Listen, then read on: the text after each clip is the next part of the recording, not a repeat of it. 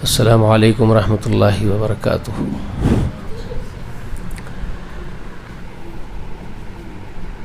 الحمد للہ الذی کفا وسلام علی عباد الذین اصطفی وسلام علی الانبیاء والمرسلین، خصوصاً الصلاۃ والسلام علی نبینا محمد الامین من لا نبی بعدہ۔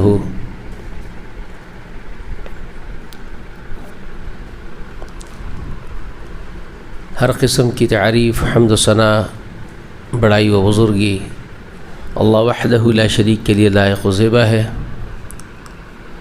درود و سلام ہو تمام انبیاء و مرسلین کے ساتھ ساتھ ہمارے آقا محمد رسول اللہ پر اور آپ کے اہل بیت پر، اور سلام ہو آپ کی اتباع کرنے والوں پر۔ گزشتہ آپ کے سامنے جو درس ہوا وہ آپ کے ذہن میں ہونا چاہیے، کیونکہ تسلسل ہے۔ یا ایھا الذین آمنوا علیکم انفسکم لا یضرکم من ضل اذا اہتدیتم الی اللہ مرجعکم جمیعا فینبئکم بما کنتم تعملون۔ اس سلسلے میں نے بہت ساری باتیں آپ کو بتائی۔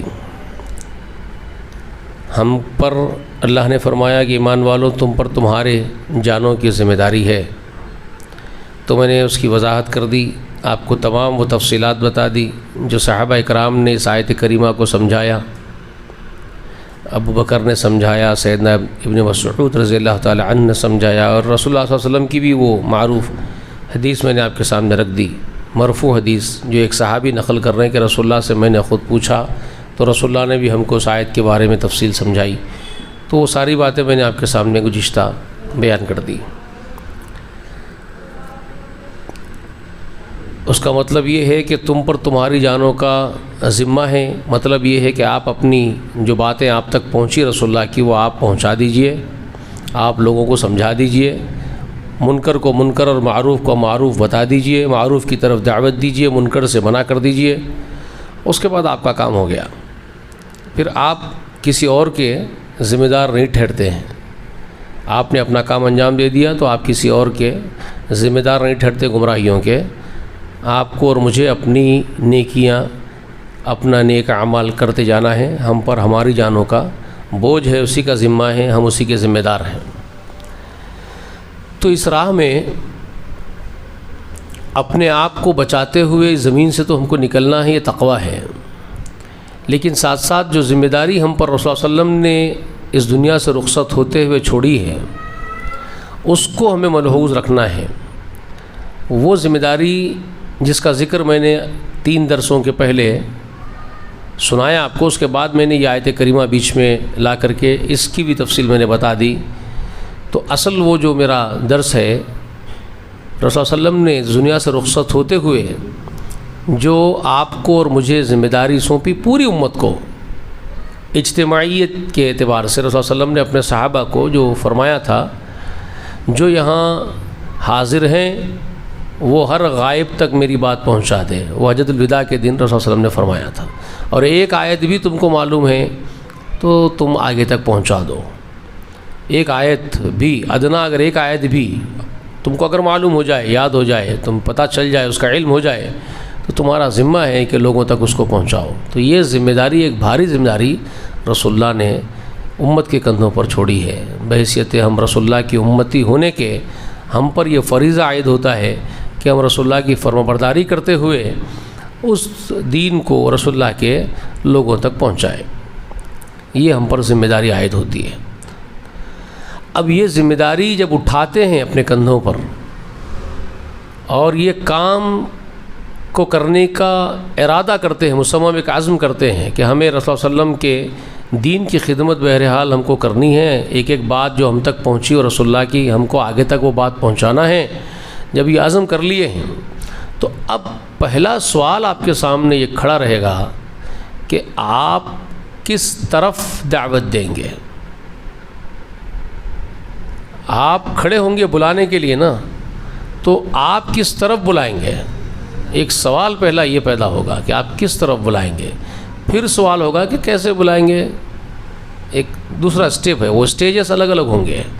تو پہلا جو سٹیپ ہے کہ کس طرف بلائیں گے، تو پہلا سٹیپ کا جواب خود قرآن آپ کو دیتا ہے، ادعو الی سبیل ربک، تم پکارو، بلاؤ، ندا دو، کس طرف بلاؤ؟ ادعو الی سبیل ربک، رب کے راستے کی طرف بلاؤ۔ تو پہلا جواب آپ کو قرآن مقدس نے جو دیا ہے وہ یہ ہے کہ تم اپنے رب کے راستے کی طرف بلاؤ، اور یہی اسوہ حسنہ ہے محمد رسول اللہ نے جو ہمارے بیچ چھوڑا ہے۔ آپ کو بھی جب یہ حکم دیا یا ایھا المدثر قم فانذر، تو آپ کھڑے ہوئے تو آپ نے بھی سب سے پہلے دعوت کس طرف دی ہے؟ اپنی قوم میں جب آپ نے صدا لگائی یا قومی، کیا کہا آپ نے؟ قولوا لا الہ الا اللہ۔ بس پہلی دعوت آپ کی، جو بلاوا آپ کا ہے، اے میری قوم، کہو اللہ کے سوا کوئی دوسرا عبادت کے لائق نہیں ہے، اللہ کی طرف پہلے بلانا ہے، اللہ کی طرف دعوت دینی ہے، وحدانیت کی طرف پہلا کام آپ کا ہے، اس طرف آپ لوگوں کو مدعو کرے، توحید کی طرف، ایک اللہ کی عبادت کی طرف۔ تو یہ پہلا کام، ادعو الی سبیل ربک، اللہ کے راستے کی طرف بلانا۔ مگر جیسے کہ میں نے آپ سے گزشتہ کے 2-3 درسوں میں یہ تفصیل بتائی ہے کہ لوگ مختلف فرقوں میں بٹ کر کے مختلف نظریات کے حامل ہوئے، مسائل میں بھی مختلف ہوئے، عقائد میں بھی مختلف ہو گئے۔ چلو مسائل میں اختلافات کر لیتے تو قابل معافی تسلیم کیا جاتا، فقہ کے نام پر، رائے کے نام پر مختلف ہو سکتے ہیں، مسائل کے اندر ممکنات میں سے ہیں، لیکن جو بنیادی عقائد ہیں ان میں اگر اختلاف ہو جائے تو پھر یہ تو قابل مذمت ہے، اس کی تو مذمت کی جانی چاہیے، اس میں تو گنجائش ہی نہیں ہے نا، کہاں کا امکان ہے اس کے اندر، کہاں کی گنجائش نکلتی ہے؟ توحید میں اختلاف پڑ جائے تو پھر کیا بچ جائے گا؟ آپ کو معلوم ہے رسول اکرم صلی اللہ علیہ وآلہ وسلم نے اپنی اور دیگر سوالات انبیاء کی تمثیلاً ایک مثال بیان فرمائی تھی، حدیث شریف میں، صحیح حدیث ہے وہ مستند، جس میں رسول اللہ یہ فرماتے ہیں کہ ہم انبیاء کی مثال اللہ کی بھائیوں جیسی ہے، جن کی مائیں الگ الگ ماؤں سے ایک باپ کے بچے پیدا ہوتے ہیں، ان کو کہتے ہیں، جن کی مائیں جدا جدا ہو اور باپ ایک ہو تو وہ اللہ کی بھائی کہلاتے ہیں۔ نطفہ ایک ہی ہوتا ہے، ایک ہی باپ کی اولاد ہوتی ہے، سب آپس میں بھائی بہن ہی ہوں گے، لیکن مائیں جدا جدا ہو جانے کی وجہ سے ان کو کہا جاتا ہے لاتی بھائی۔ تو ہماری مثال رسول اللہ فرماتے ہیں کہ ہم انبیاء کی مثال ایسی ہے، ہماری دعوت، بنیادی دعوت جو بیس ہے وہ ایک ہے، ہم سب کا، سب سوالات انبیاء کا، اس میں کوئی کمپرومائز نہیں، اس میں کوئی اختلاف نہیں، اس میں کوئی تبدیلی نہیں۔ ہاں تبدیلی اگر ہوئی ہے تو شریعت کے قوانین میں جو مسائل ہیں ان میں الگ الگ جدا جدا رہی ہماری سنتیں، انبیاء کی سنتیں مختلف ہو سکتی ہے، شریعتیں مختلف تھیں، لیکن بنیادی بیسیکلی دعوت توحید وہ ایک ہی تھی سب انبیاء کی، اس میں کوئی کمپرومائز نہیں۔ تو اس لیے میں وہ کہہ رہا ہوں کہ چلو اختلاف مسائل میں اگر ہو جائے تب تو الگ بات ہے، لیکن اختلاف بنیادی عقیدے میں کر بیٹھو تو پھر کیا بچ گیا؟ دین کا تیا پاچا کر دیا آپ نے، سوالات انبیاء کے دین کے فرق سے اڑا دیے، جہاں گنجائش ہی نہیں۔ ہر ایک نبی نے یہی دعوت دی، یا قومی اعبدوا اللہ ما لکم من الہ غیرہ، اے ہماری قوم اللہ ہی کی عبادت کرو، اس کے سوا کوئی دوسرا عبادت کے لائق ہے ہی نہیں۔ ہر ایک نبی کی زبانی قرآن مقدس نے نقل کیا۔ قرآن کہتا ہے ہود آئے علیہ الصلوۃ والسلام اپنی قوم عاد میں، یہی بات ان کو رکھی ان کے سامنے۔ سیدنا صالح علیہ الصلوۃ والسلام کھڑے ہوئے اپنی قوم سمود میں، یہی دعوت انہوں نے رکھی۔ شعیب علیہ السلام اپنی قوم میں کھڑے ہوئے، مدین والوں کو اسی طرف بلایا۔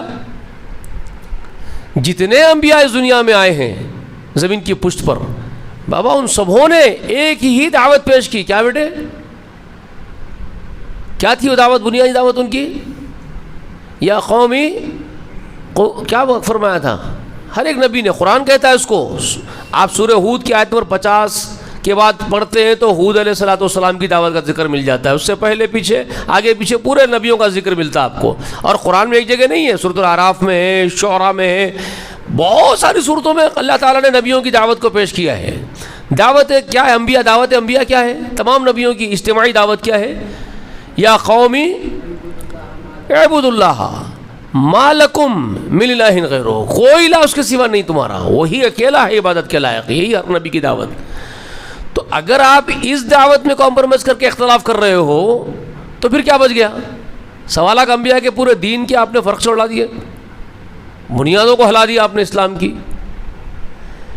افسوس اس امت پر یہ ہے کہ یہ جو امت ہے اس وقت اختلاف میں اتنی دور نکل گئی کہ اللہ کی توحید میں اختلاف کر کے بیٹھ گئے، غیر اللہ کی پرستش کی گنجائش نکال کے بیٹھ گئے۔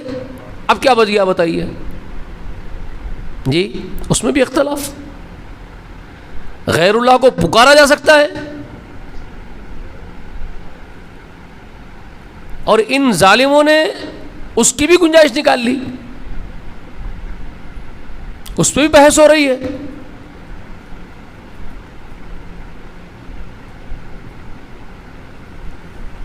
میں انشاءاللہ وہ تفصیل آپ کو بتاؤں گا، موجودہ دور کے اختلافات میں آئندہ اتوار رکھوں گا، تفصیل کے ساتھ رکھوں گا آپ کے سامنے، کہ وہ کس طرح سے انہوں نے توحید کے اندر کمپرومائز، اس کے اندر جو اختلاف پیدا کر دیا، اور کس طرح ان کے آرگومنٹس ہیں۔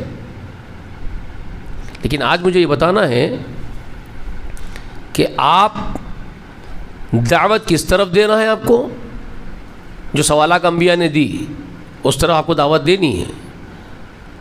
ادعو الی سبیل ربک، یہ ضروری چیز ہے آپ کے لیے، یہ سمجھ لیجئے۔ اور کیسے دینی ہے؟ رسول صلی اللہ علیہ وسلم کی زبان مبارک سے رب العالمین نے سورۃ یوسف میں، سورہ یوسف کی 108ویں آیت کریمہ میں اللہ رب العالمین نے ایک ایسی بات رکھی ہے، قل ھذہ سبیلی، نبی ان سے کہیے ھذہ سبیلی، یہ ایک میری سبیل ہے۔ اب دیکھو میں نے آپ کے سامنے ایک آیت پیش کی، ادعو الی سبیل ربک بالحکمۃ والموعظۃ الحسنہ، یہ نحل میں ہے نا بھائی۔ اور یہاں سورہ یوسف میں اللہ تعالیٰ اپنے نبی صلی اللہ علیہ وسلم سے کہلوا رہے ہیں، کیا کہلوا رہے ہیں؟ قل، کہیے ھذہ سبیلی ادعو الی اللہ، کیا فرما رہے ہیں؟ ادعو الی اللہ، دیکھو یہ میرا راستہ ہے، یہ میری سبیل ہے، میں تم کو بلاتا ہوں اللہ کی طرف، میں تم کو بلاتا ہوں اللہ کی طرف۔ ادعو الی اللہ علی بصیرۃ، علی بصیرۃ، پوری بصارت کے ساتھ۔ بصارت سے مراد علم کی روشنی میں، یہاں جو ہے علی بصیرۃ سے کیا مراد ہے؟ علی بصیرۃ، میں تم کو پوری بصیرت کے ساتھ اللہ کی طرف بلا رہا ہوں۔ مطلب حل اعمی، حل یستوی اعمی والبصیر کا مطلب جو قرآن مقدس میں اللہ تعالیٰ پوچھتے ہیں سوال، حل یستوی اعمی والبصیر، کیا اندھا جو نہیں دیکھ سکتا ہے اور جو دیکھتا ہے دونوں برابر ہیں؟ نہیں ہے نا۔ تو یہ کس ضمن میں اللہ نے وہ بات سوال پوچھا وہاں پر؟ نبی علیہ السلام سے جو اختلافات وہ کر رہے تھے مشرکان عرب، اختلافات کیا کر رہے تھے؟ تانا مار رہے تھے رسول اللہ کو، طنز کر رہے تھے رسول اللہ کے اوپر۔ طنز کیا تھا ان کا؟ اگر آپ اللہ کے نبی ہیں، سچے نبی ہیں، تو پھر ایک کام یہ کر دیجئے، آپ ہم کو کچھ دولت غائبانہ طور پر عطا کر دیجئے. ہم آپ کی قوم کے لوگ ہیں, آپ تو نبی اللہ ہیں, آپ کے پاس تو خزانے ہوں گے پھر اللہ کے. آپ جب اللہ کے نبی ہیں تو پھر آپ کے پاس تو اللہ کے خزانے ہونے چاہیے. تو ہم کیوں محتاج قوم رہے بھائی؟ آپ کچھ ہم کو ایسا انعام و اکرام دے دیجئے کہ ہم بے نیاز ہو جائیں, تب ہم تو آپ کا دین قبول کر لیں گے. تب تو ہم آپ کا دین قبول کر لیں گے پھر, اور خوب دولت مند ہو کے بیٹھ جائیں گے. تانا دے رہے ہیں. یا پھر یہ کر دیجئے, کہہ رہے ہیں کہ پھر یہ کر دیجئے, کم سے کم آپ جو ہے نبی اللہ ہے تو آپ کو تو غیب کی سب باتیں معلوم ہونی چاہیے. آپ تو اللہ کے نبی ہیں, اللہ کے مقرب ہے, تو پھر آپ کو تو کل کیا ہوگا سب کچھ معلوم ہونا چاہیے آپ کو. تو ہم جو تجارت کے لیے قافلے لے کے نکلتے ہیں ہمارے, آپ ابھی ہم کو بتا دیجئے وہ تجارت جس میں ہم لے کے جائیں گے ساز و سامان, ہمارا فائدہ ہوگا کہ نقصان ہوگا ہمارا. اگر آپ بول دیں گے تجارت کا نقصان ہے تو ہم اس دن نہیں جائیں گے. جس دن آپ بولیں گے بہت فائدہ ہے تو ہم جائیں گے, تو ہم اس طرح سے مزے لوٹیں گے. یہ کر دیجئے. تو اس طرح کے تانا پسنے کا کام کر رہے تھے رسول اللہ کے ساتھ. تو رب العالمین نے, اور پھر آپس میں خسر پھسر کرتے اور تانا مارتے ہوئے بولتے تھے, اپنے آپ کو بڑا اللہ کا نبی بتا رہا ہے, دیکھو ہم جیسا تو بشر ہے, یہ زمین میں چلتا پھرتا کھاتا پیتا, پھر بول رہا نبی اللہ ہے, اور ہنسی اڑا رہے رسول اللہ کی. تو یہ جو حرکتیں ان کی تھی, تو اس کو رب العالمین نے ان کی تنبیہ کی آسمان سے, ان مشرکوں کی تنبیہ اللہ نے کی, اور آیتیں نازل فرمائی. قل, اے نبی ان بدبختوں کو یہ بولو, لا اقول لکم عندی خزائن اللہ, میں تم سے یہ نہیں کہتا ہوں, کبھی دعویٰ ہی نہیں کرتا ہوں کہ میرے پاس اللہ کے خزانے ہیں. میں دعویٰ کر رہا ہوں کیا کہ اللہ کے خزانے میرے پاس میرے قبضے میں آ گئے ہیں؟ میں تو نہیں کہہ رہا ہوں. سارے کنز اللہ کے اختیار میں ہیں. زمین و آسمان کی کنجیاں اللہ کے پاس ہے, ساتوں آسمان زمین کی کنجیاں اسی کے پاس ہے.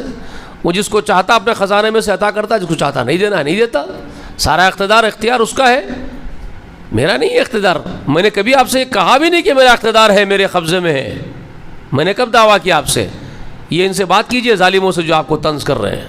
تو یہ آیتیں نازل ہوئی قرآن مقدس میں, قل لا اقول لکم عندی خزائن اللہ,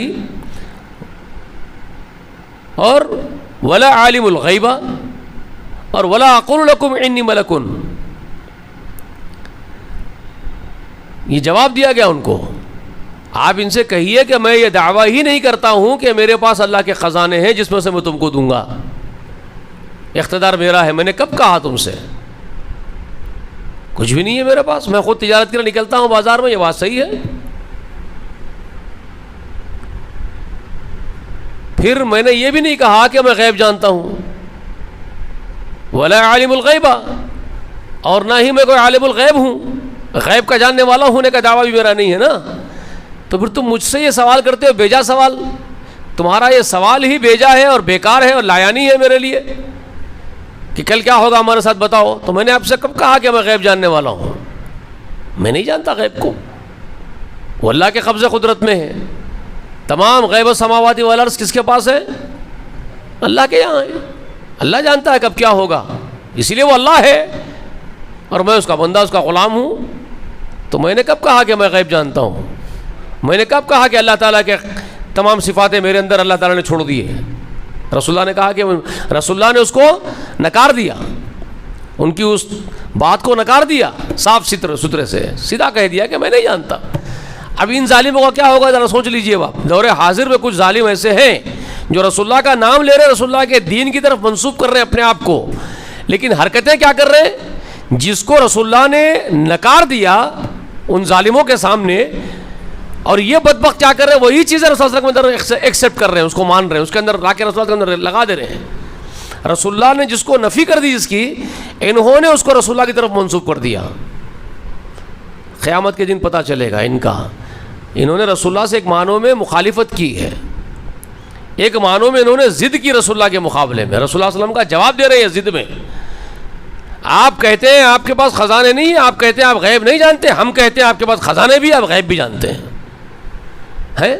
خود رسول اللہ یہ فرما رہے ہیں کہ میں اور اللہ تعالیٰ فرما رہا، اصل میں قرآن میں نازل کیا آیتیں اللہ نے، قرآن میں اللہ نازل فرما رہا ہے کہ میرے محمد تم میرے حکم سے یہ بات سرعام اعلان کر کے بولو کہ میرے پاس خزانے نہیں ہیں اللہ کے، اور میں نہیں جانتا ہوں غیب کو، آپ بولو، اور نہ میں فرشتہ ہونے کا دعویٰ کرتا ہوں، آپ بولو۔ یہ بلوایا رسول اللہ سے اللہ نے، اور یہ ظالم آج 1400 برس کے بعد کے اپنے آپ کو علماء کہنے والے کہہ رہے ہیں نہیں، محمد کے پاس خزانے بھی ہیں، محمد رسول اللہ غیب بھی جانتے ہیں، اور محمد رسول اللہ بشر بھی نہیں ہے، نور ہی نور ہے۔ یعنی سب باتوں میں جتنی باتیں اللہ نے رسول اللہ سے کہلوائی، ان سب باتوں کو انہوں نے الٹ دیا، اللہ کی باتوں کو۔ تو انہوں نے ضد کس سے کی ہے؟ اللہ سے ضد کی انہوں نے۔ موجودہ دور کے لوگوں نے ضد کس سے کی؟ اللہ کے مقابلے میں ضد کی انہوں نے۔ تو اے اللہ نازل کرتا ہے کہ محمد رسول اللہ کے پاس خزانے نہیں ہیں، تو اے اللہ کہتا ہے کہ محمد رسول اللہ غیب نہیں جانتے ہیں، تو کہتا ہے کہ وہ فرشتے نہیں ہیں، لیکن ہم تیری بات کو نکارتے ہیں اللہ، ہم کہہ رہے ہیں کہ محمد رسول اللہ کے پاس خزانے بھی ہیں، محمد رسول اللہ غیب بھی جانتے ہیں، محمد رسول اللہ بشر بھی نہیں، وہ نور ہے۔ انہوں نے اللہ کو جھٹلانے کی کوشش کی ہے۔ ان کا کیا بنے گا؟ ان کو بولو، ان کے علماء کو، اگر یہ بات جو یہ اکبر بیگ ہمارا یہاں بیٹھ کے بول رہا ہے، تم اگر کہو کہ یہ غلط بول رہا ہے، تو قرآن میں یہ بات ہے یا نہیں ہے ثابت کرو۔ قرآن میں اللہ نے محمد رسول اللہ سے یہ کہلوایا کہ نہیں کہلوایا؟ لا اقول لکم عندی خزائن اللہ، میں تم سے نہیں کہتا کہ میرے پاس اللہ کے خزانے ہیں، ولا عالم الغیب، اور میں غیب جاننے والا نہیں ہوں، ولا اقول لکم انی ملک، اور میں تم سے نہیں کہتا کہ میں فرشتہ ہوں۔ یہ اللہ نے کہا کہ نہیں کہا؟ جب اللہ نے یہ بات کہی تو پھر تم کس بنیاد پہ یہ کہہ رہے ہو کہ رسول اللہ کے پاس خزانے ہیں، رسول اللہ غیب جانتے ہیں؟ تو تم نے اللہ کو جھٹلایا کہ نہیں جھٹلایا؟ پھر دونوں میں سے کوئی ایک سچ ہونا چاہیے، تم یا اللہ، یا نہیں تو تمہارے اندر ہمت ہے تو پھر قرآن میں سے یہ آیتیں نکال دو، یا یہ ثابت کر دو کہ یہ آیتیں منسوخ ہو گئی ہیں۔ جی کچھ بھی تو نہیں ہے۔ اس کا مطلب صاف ہے کہ تم جھوٹ بولتے ہو، تم لوگوں کو ورغلاتے ہو، جھوٹا ورغلاتے ہو، جھوٹے ہو تم عقیدہ بگاڑتے ہو رسول اللہ کی امت کا۔ جس عقیدے پر رسول اللہ نے اپنی امت کو چھوڑا، تم نے رسول اللہ صلی اللہ علیہ وسلم کے اس عقیدے کو بگاڑنے کی کوشش کی ہے۔ تو اس کا مطلب یہ ہو گیا کہ تم اللہ سے بھی ضد کر رہے ہو، رسول اللہ سے بھی ضد کر رہے ہو، تم اللہ کے بھی باغی ہو، رسول اللہ کے بھی باغی ہو۔ توبہ کرنے کی تو گنجائش ہے، ہم تو دعوت توبہ دیتے ہیں، توبہ کر لو، توبہ کر لو، اللہ کو منا لو، اللہ ماننے والا ہے، اللہ بہت جلدی مان بھی جاتا ہے۔ کیونکہ ابھی گزشتہ میں نے آپ کو درس میں اپنے بتایا تھا، کتب علی نفسہ الرحمۃ، ذکر کیا نا میں نے آپ کو گزشتہ کے درس میں، کتب علی نفسہ الرحمہ، سورہ انعام میں ہے نا، کس میں تھا وہ؟ گزشتہ کیا سنایا تھا میں آپ کو؟ ایک آیت سنایا تھا غالباً، یاد ہے اور بھول گئے پتہ نہیں، لکھایا بھی تھا، لکھتے نہیں رہے آج کل آپ لوگ، صرف سن لے رہے ہیں، ٹھیک ہے، لیکن یاد رکھ لو اللہ تعالیٰ اپنی ذات پر، اپنی جان پر، اللہ کے رسول نے بھی کہا، وہ حدیث بھی سنائی میں نے گزشتہ آپ کو، جب مخلوق پیدا کر دی اللہ تعالیٰ تو اپنی کتاب میں لکھ دی ہے کہ میری رحمت میرے غضب پر غلبہ پا گئی۔ تو اللہ مان جاتا ہے، توبہ کرنے سے، رونے گڑگڑانے سے آپ کو احساس ہو جائے، حقیقی احساس ہو جائے، سچا احساس آپ کو ہو جائے کہ ہم غلطی پر ہیں، اور توبہ کر کے اس کو منا لو تو وہ مان جاتا ہے۔ ایک بچہ ماں کی نافرمانی کر دیتا ہے، ماں کی نافرمانی کر دیتا ہے، پھر اس بچے کو احساس ہو جاتا ہے کہ میرے ماں کے دل کو ٹھیس پہنچ گئی، میری ماں کو تکلیف ہو گئی میری حرکت سے، پھر وہ ماں کے قریب جاتا ہے، ماں کے قدموں میں بیٹھ کے روتا ہے، اب ماں میرے کو معاف کر دو، تو وہ ماں اس کے بچے کے سر پہ ہاتھ رکھ کے اس کو نزدیک لے لیتی ہے، فوراً معاف کر دیتی ہے۔ یہ ماں کا دل کس نے بنایا؟ رب کبریا نے بنایا ہے۔ تو یہ ایک ماں کو اللہ نے جب ایسا بنایا کہ اس کا بیٹا گناہ گار غلطی کر کے آ کے اس سے معافی مانگتا ہے، چمڑ جاتا ہے، تو پھر وہ فوراً اس کو معاف کر دیتی ہے. جب ماں کی ممتا میں اللہ نے یہ جوش رکھا معافی کا، تو اللہ کے بارے میں آپ کا کیا خیال ہے؟ کیا خیال ہے بتائیے؟ کئی ماؤں سے بڑھ کر کے محبت کرنے والا، کئی ماؤں سے. تو بندے اگر غلطی کر رہے ہیں اس کے معاملے میں، ان سے سہو ہو رہی ہے، تو ہم دعوت توبہ دیتے ہیں. بھائی آپ اللہ کے لیے توبہ کر لیجئے. عقیدے کو، رسول اللہ کے عقیدے کو مت بگاڑیے جو رسول اللہ نے سکھایا اپنی امت کو. آپ اس میں خلل مت ڈالیے، بنیادوں میں اختلاف مت کیجیے عقیدے کے اندر. سمجھ میں آ رہی ہے میری بات آپ کو؟ میں کیا بولنا چاہتا ہوں. آپ اللہ کی توحید کی بنیادوں میں اختلاف مت کیجیے اللہ کے لیے، یہ آپ کا اختلاف ہے. سمجھ رہے بات کو؟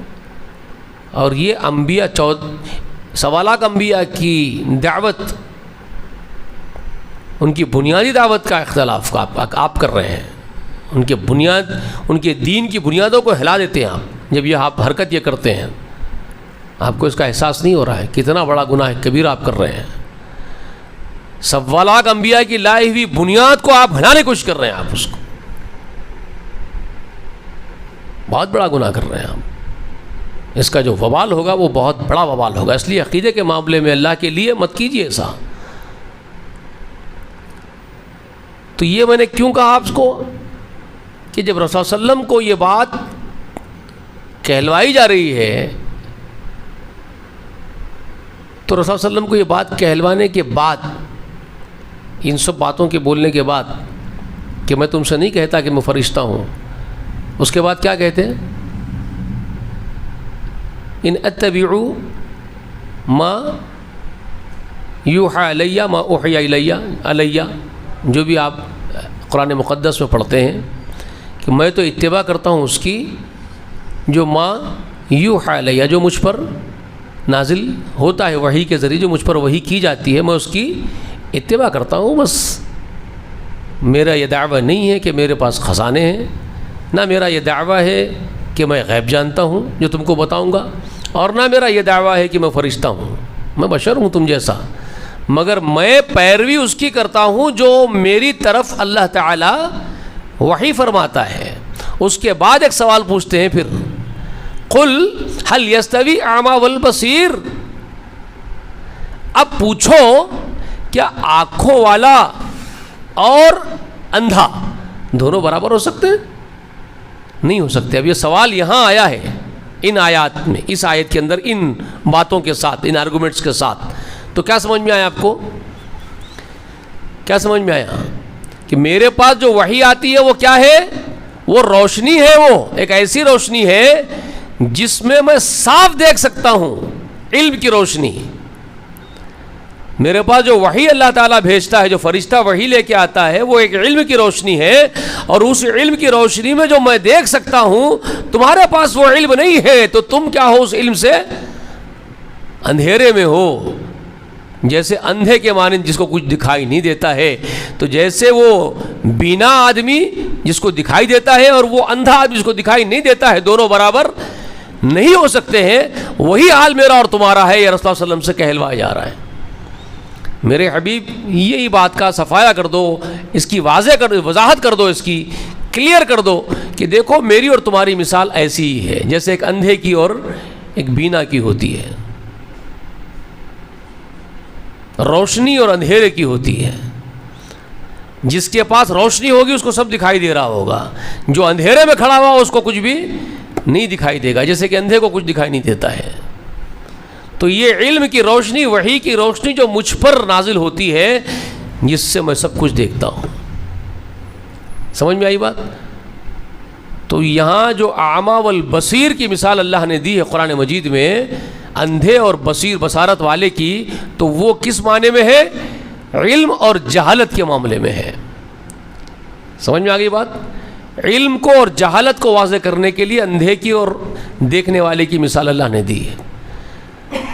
جاہل گویا کہ اندھا ہے اور عالم گویا کہ بینا ہے. سمجھ میں آ رہا ہے بیٹے کیا بول رہا ہوں میں؟ جاہل اندھے کے مانند ہے اور عالم دیکھنے والے بینا کے مانند ہے. سمجھ میں آ گئی بات آپ کو؟ تو یہاں پر بھی سورہ یوسف کی آیت نمبر 108 میں بھی اسی بات کا ذکر اللہ نے فرمایا، قل ھذہ سبیلی، یہ میرا ایک راستہ، ایک میرا منہج ہے، آپ کہہ دیجئے کہ یہ میرا راستہ یہ ہے۔ کیا ہے وہ میرا راستہ؟ کہ میں دعوت دیتا ہوں کس طرف؟ ادعو الی اللہ، میں تم کو دعوت دیتا ہوں کدھر؟ اللہ کی طرف، الی اللہ، اور علی بصیرۃ، پوری بصیرت کے اوپر، یعنی وحی کی روشنی میں۔ میرے پاس فرشتہ علم لے کے آتا ہے، وحی لے کر کے آتا ہے، اسی روشنی میں تم کو اس طرف بلاتا ہوں۔ انا ومن اتبعنی، کیا فرما رہے؟ انا ومن اتبعنی، میں بھی اور میرے اتباع کرنے والے تمام متبعین۔ اب یہ قیامت تک آنے والے لوگوں کے لیے شامل ہو گیا یہ لفظ من اتبعنی کا۔ صحابہ تو مخصوص ہے اس میں، من اتبعنی میں اصل گروہ کون ہے؟ صحابہ ہے، جو پہلا گروہ ہے وہ تو صحابہ داخل ہے، وہ تو داخل ہوں گے ہی ہوں گے، کسی قیمت پہ ہوں گے، وہ تو رسول اللہ کے ساتھ اٹھ رہے بیٹھ رہے ہیں، تو یہاں تو وہ مراد ہے ہی اس کے اندر۔ لیکن قیامت تک آنے والے وہ سب لوگ اس میں مراد ہو جائیں گے جو رسول اللہ کے منہج کی اتباع کرتے ہوں گے، کیونکہ پہلے ہی جملے میں کیا کہہ دیا اللہ نے؟ قل ھذہ سبیلی ادعو الی اللہ علی بصیرۃ انا ومن اتبعنی۔ بات سمجھ میں آ گئی؟ سمجھ میں آ گیا آپ کو؟ یہ میرا راستہ ہے جس کی پیروی میں کرتا ہوں پوری بصیرت کے ساتھ، اور میں دعوت دیتا ہوں اللہ کی طرف پوری بصیرت کے ساتھ، اور میرے اتباع کرنے والے بھی یہی کام کرتے ہیں، جو میری اتباع کرتے ہیں وہ بھی پوری بصیرت پر چلتے ہیں، بصیرت کے ساتھ۔ اب یہ علم والوں کی بصیرت کیا ہے؟ رسول اللہ کے لیے تو بصیرت علی بصیرت سے کیا مراد ہوگا؟ کہ فرشتے کا وحی لے کر کے آنا، مخصوص روشنی رسول اللہ کے لیے جو مہیا کی گئی، ٹھیک ہے۔ اب رسول اللہ کی اتباع کرنے والوں کے لیے من اتبعنی میں کیا ہے؟ ان لوگوں کے لیے کیا ہے؟ بصیرت علی بصیرت میں امت کے لیے کیا بصیرت ہے؟ امت کے لیے بصیرت یہی ہے جو رسول اللہ علیہ وسلم کے اوپر نازل ہوا قرآن، اور جو رسول اللہ نے اس قرآن کو سمجھایا، سنت، جو رسول اللہ نے قرآن پر عمل کرنا سکھایا، وہ کیا ہے؟ وہ سنت ہے۔ تو اب آپ کی اتباع کرنے والوں کے لیے علی بصیرت میں کیا داخل ہے؟ بولو بھائی، بیٹے بولو۔ رسول اللہ کی امت کے لیے علی بصیرت کا لفظ جب امت بولے گی کہ میں بھی تم کو بلا رہا ہوں، یا ہم بھی تم کو بلا رہے ہیں اللہ کی طرف علی بصیرت، تو ہمارے نزدیک علی بصیرت میں کیا داخل ہے؟ کیا چیزیں؟ اللہ کے رسول پر اترنے والا قرآن، اور اللہ کے رسول نے جو قرآن کی تعلیم دی ہے احادیث کی شکل میں، وہ احادیث رسول، وہ سنت رسول۔ تو ہم بصیرت کے اوپر رہتے ہوئے بصیرت کے ساتھ لوگوں کو بلائیں گے، تو کیا ہاتھ میں رکھیں گے؟ ہمارے لیے بصیرت کا سامان کیا ہے؟ قرآن اور رسول اللہ کے احادیث و سنت۔ یہ ہمارے لیے، یعنی آنے والے امت کے لیے، علی بصیرت کے لیے یہ چیزیں ہیں، یہ روشنی ہے، یہ علم کی روشنی ہے۔ قرآن سورس، یہ روشنی کا سورس ہے، یہ علم کا سورس ہے۔ کیا ہے؟ قرآن اور حدیث رسول۔ تو اس کے اوپر قائم رہتے ہوئے، اس کو سامنے رکھ کر کے، اس کی روشنی میں ہم کو رسول اللہ کے منہج پر چلنا ہوگا، اور اللہ کی طرف دعوت دینی ہوگی، انفرادی بھی اور اجتماعی بھی۔ آیا سمجھ میں آپ کو؟ تو وہ جو بات قرآن مقدس سورہ نحل میں ہے، ادعو الی سبیل ربک بالحکمت، سمجھ میں آ رہا ہے آپ کو؟ بلاؤ اللہ کے راستے کی طرف حکمت کے ساتھ۔ حکمت کیا چیز ہے معلوم ہے آپ لوگوں کو؟ حکمت بالحکمت ہی ہے نا بھائی، پہلا جملہ۔ حکمت کس کو کہتے ہیں؟ ابن قیم رحمہ اللہ اور دیگر سلف صالحین میں اکابرین جو علماء ہیں، وہ کہتے ہیں کہ کتاب سے مراد تو قرآن مجید ہے، اور حکمت سے مراد وَيُعَلِّمُهُمُ الْكِتَابَ وَالْحِكْمَةَ، یہ رسول اللہ صلی اللہ علیہ وسلم کی شان میں بولی گئی نا، اللہ نے رسول اللہ کی شان میں یہ آیتیں نازل فرمائی نا. کیا کتنے کی بار سنے تم یہی درس میں بیٹھ کے؟ ایک تو ایمان والوں پر اللہ نے احسان جتایا تو کیا کہا؟ لقد من اللہ علی المؤمنین اذ بعث فیہم رسولا من انفسہم یتلو علیہم آیاتہ ویزکیہم ویعلمہم الکتاب والحکمت وإن كانوا من قبل لفی ضلال مبین. ایمان والوں پر اللہ نے بڑا احسان کیا جب انہی میں سے، ان کے جنسی میں سے، ان کی ذات میں، نفس میں سے، ان کے اللہ نے ان کے پاس انہی کی جنسی کا یعنی انسانوں میں سے ہی ایک رسول ان کے پاس بھیجا. کس کو بھیجا؟ محمد رسول اللہ کا ذکر ہے یہاں پر. کون سے احسان کا ذکر کر رہے ہیں اللہ میاں؟ اللہ تعالیٰ ذکر کس کا کر رہے ہیں؟ کس احسان کا کر رہے ہیں؟ لقد من اللہ علی المؤمنین، اللہ نے بڑا احسان کیا جب مومنوں پر. کب؟ اذ بعث فیہم، جب ان میں بھیجا رسولا من انفسہم، ان کے ہی نفسوں کے اندر سے رسول بھیجا. تو کون سے رسول کا ذکر ہے؟ نبی محمد رسول اللہ کا ذکر ہے. اور ان کے آمد کو اللہ نے احسان کہا. کس کی آمد کو؟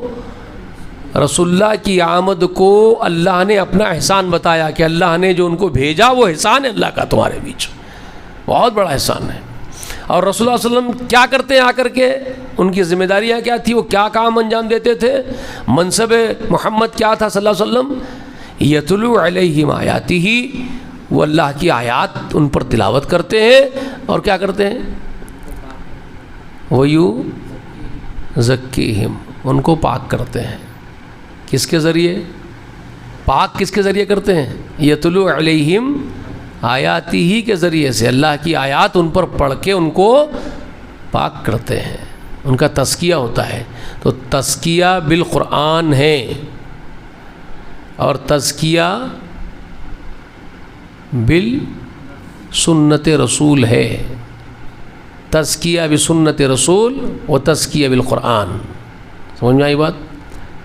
تزکیہ قرآن کی آیات کے ذریعے سے ہے، تزکیہ بالآیات القرآن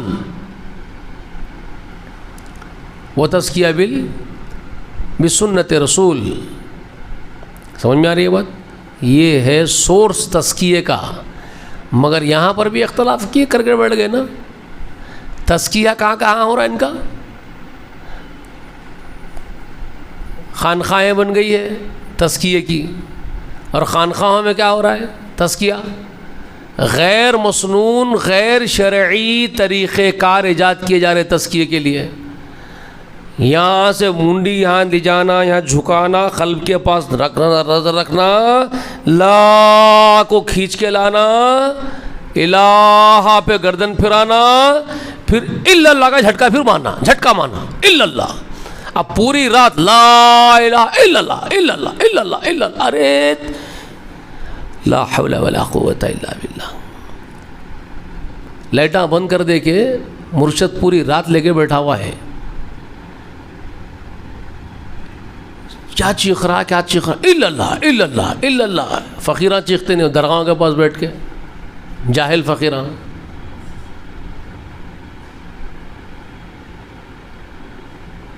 رسول اللہ علیہ وسلم پوری رات لا الہ کے جھٹکے مارتے بیٹھے. تو بتاؤ ایک روایت کوئی بتاؤ، ایک روایت. ایسے ظالم ہر جگہ دین بدل دیا رسول اللہ کا، دیے بادشاہ کر دی دین کا رسول اللہ کے. اللہ تعالیٰ فرما رہے ہیں کہ میرے حبیب تزکیہ کیسے کرتے ہیں؟ یتلو علیہم آیاتہ ویزکیہم، اللہ کی آیات ان کے اوپر تلاوت کرتے ہیں جس سے ان کے رونگٹے کھڑے ہو جاتے ہیں، ان کی روح کانپ اٹھتی ہے، خشیت پیدا ہوتی ہے اللہ کی باتیں سن کر کے، اللہ کے احکام سن کے. قرآن مقدس کے ذریعے سے اس کی آیات سنا سنا کر کے ڈراتے ہیں رسول اللہ، ان پر رعب ڈالتے ہیں اللہ کا. اور ظاہر بات ہے، اب ذرا یہ کوشش کر کے دیکھو، جب آپ قرآن کی آیتیں سنتے ہیں، اللہ کے جلالی آیات سنتے ہیں، تو کیا ہوتا ہے ابھی بھائی؟ جب اللہ تعالیٰ کی جلالی آیات سنائی دیتی ہے تو کیا ہوتا ہے؟ روب کانپ اٹھتا ہے. اور یہ جھٹکے جو آپ مار رہے ہیں اللہ اللہ اللہ، کیا ہوتا ہے اس سے؟ ایک تماشا کے سوا کیا ہے مجھے بتائیے جی؟ اس کو تزکیہ بول رہے ہیں. اچھا تزکیے میں تو اس سے کئی گنا آگے بڑھ چکے ہیں، یہ جھٹکے تو جھٹکے، اب اس کے بہت آگے آگے کے تماشے ان کے تزکیے نفس کے. ان کے کتابوں میں تو ایسے ایسے واقعات لکھے ہیں کہ ایک سا پوری رات ایک پیر پہ کھڑے ہوتے تھے. اور بھی پرسوں کچھ ذکر آپ کر رہے تھے کہ کسی صاحب کے بارے میں تزکیے کا ذکر کر دیا گیا کہ ایک اللہ کے ولی ہے جنہوں نے ایک پیر پر 40 سال تک نماز پڑھی، اور کسی کے بارے میں کہہ رہے ہیں کہ 40 سالوں تک انہوں نے عشاء کے وضو سے فجر کی نماز پڑھی.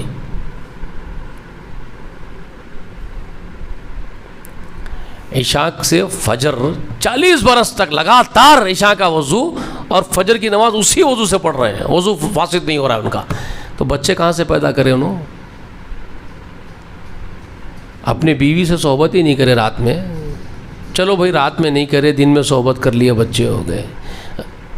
ہم یہ بات چلو ہو سکتا ہے کہ حضرت جی اتنے متقی ہے کہ رات میں بیوی کو ملے ہی نہیں اور پوری رات.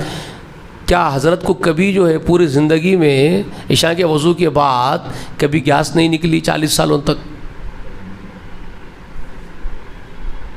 40 سالوں میں کبھی ایسا نہیں ہوا کہ کبھی ان کا وضو فاسد نہیں ہوا. یہ عجیب و غریب غیر فطری اینٹی نیچر باتیں کرتے ہیں، فطرت کے خلاف. انبیاء کا دعویٰ ایسا نہیں ہے، خود ہمارے محمد رسول اللہ کا دعویٰ ایسا نہیں ہے، اس طرح کا نہیں ہے جو یہ کر رہے ہیں. اب یہ رسول اللہ سے بھی آگے بڑھا رہے ہیں اپنے ولی کو.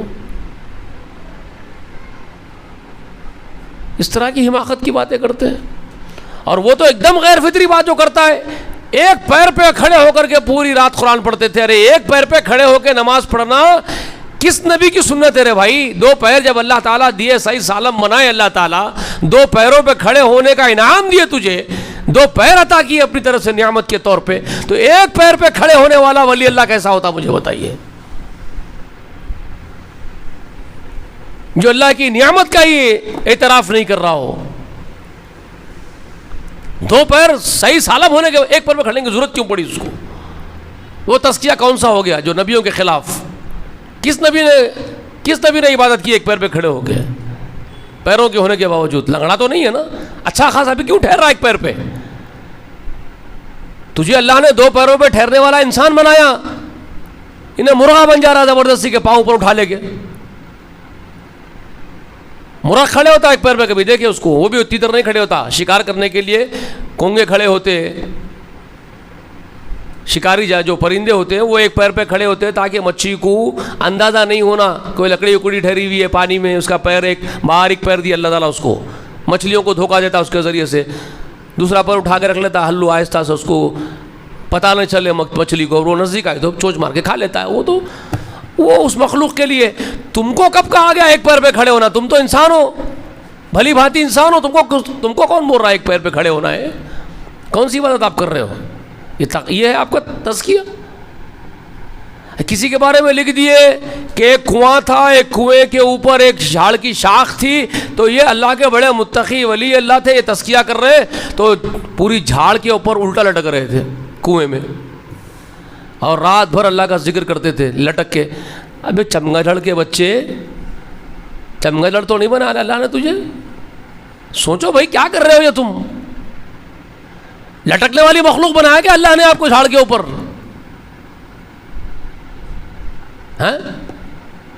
کیا بنایا؟ تم کیا بن رہے ہو؟ کسی نبی اللہ نے کہا کہ جھاڑ پہ لٹک کے عبادت کرو؟ عجیب عجیب حرکتیں کرتے بھائی. یہ تزکیہ ہے. تو تزکیہ رسول اللہ نے جو کیا، جس احسان کو اللہ نے ہمارے اوپر جتایا، وہ کیا ہے؟ محمد رسول اللہ کو بھیجنا اللہ کا احسان ہے، اور وہ ہمارے پاس آئے، اللہ کی آیات تلاوت کی اور اس کے ذریعے سے تزکیہ فرمایا، ان آیات کے ذریعے تزکیہ فرمایا. اور کیا سکھایا محمد رسول اللہ نے؟ وَيُعَلِّمُهُمُ الْكِتَابَ. تعلیم کس کی دی ہمارے کو؟ وَيُعَلِّمُهُمُ الْكِتَابَ. کتاب اللہ کی ہم کو تعلیمات دی. تو ابن قیم رحمۃ اللہ کا میں ذکر کر رہا تھا ابھی، جو اور دیگر بھی دوسرے جو ہے وہ کہتے ہیں کہ یہاں کتاب سے مراد اللہ کی قرآن، اور حکمت سے مراد سنت. مفسرین کہتے ہیں تمام ابن کثیر رحمۃ اللہ علیہ وغیرہ ہما سب نے لکھا حکمت سے مراد کیا ہے؟ سنت رسول اللہ ہے. تو جو تعلیم محمد رسول اللہ فرماتے تھے وہ کس کی فرماتے تھے؟ کتاب اللہ کی اور سنت رسول اللہ کی تعلیم دیتے تھے. تو اب اس امت کے لیے بصیرت کیا ہے؟ علی بصیرتن میں کیا داخل ہے؟ جس کے بنیاد پر، جس کو سامنے رکھ کر کے علی بصیرتن پر رہتے ہوئے ہم جو کام کریں گے، لوگوں کو اللہ کی طرف بلائیں گے، اور جس منہج پر ہم کو چلنا ہے وہ رسول اللہ کا منہج. قل ھذہ سبیلی، یہ میرا راستہ ہے، اس پر تم کو چلنا ہے. وہ کیا ہے؟ وہ سبیلی کیا ہے؟ وہ منہج مصطفیٰ ہے، وہ منہج محمد ہے صلی اللہ علیہ وسلم. وہی منہج صحابہ ہے اور وہی منہج سلف صالحین. سمجھ میں آئی بات؟ جو رسول اللہ کا منہج ہے، اور اس پر پوری بصیرت کے ساتھ چلنا ہے اور دعوت دینی اللہ کی طرف. کدھر بلانا ہے بھائی؟ ادعو الی اللہ، میں تم کو اللہ کی طرف بلاتا ہوں، یہ رسول اللہ نے فرمایا. اور اللہ نے کیا کہا؟ ادعو الی سبیل ربک، تم بلاؤ کس طرف؟ اللہ کے راستے کی طرف بلاؤ، سبیل الہی کی طرف بلاؤ. ٹھیک ہے؟ اب کہنا پڑتا ہے، افسوس کی بات یہ ہے کہ آپ لوگوں نے اختلاف ہر جگہ کر لیا. آپ اور ہم ایسے ہو گئے ہیں زمین کی پشت پر ہم لوگ کہ ہم ادعو الی سبیل اللہ کو بھلا دیے، سبیل ربکا کو بھلا دیے، اور ہم اپنی دعوتوں کا مرکز بنا کے بیٹھ گئے، اپنے چنندہ خود ساختہ ہمارے بنا لیے سو، جس کو ہم منتخب کر کے بیٹھ گئے ہیں، اپنے اپنے گروہ، اپنی اپنی جماعتیں، اپنے اپنے ٹولے. ہماری دعوتیں ہم اس طرف دے رہے ہیں. ہر ایک جماعت کی فکر دیکھ لو آپ اٹھا کر کے موجودہ دور کے اندر، ہر ایک جماعت کا نظریہ دیکھ لو موجودہ دور کے اندر. وہ جس نظریے پر ہے اور جس نے جماعت کے نظریے کو پکڑ لیا، وہ سمجھ رہا ہے کہ بس یہی حق راستہ ہے اور اس طرف ہی مجھے بلانا ہے. جو ہم نے پسند کر کے ہم نے چن لیا اور ہم نے بنا لیا اپنے لیے، اپنے منتخب کر لیا. پھر اللہ نے جو فرمایا اس کا کیا؟ کبھی اس طرف نیوٹرل ہو کے، پوری طریقے سے کمپلیٹ نیوٹرل ہو کے، جی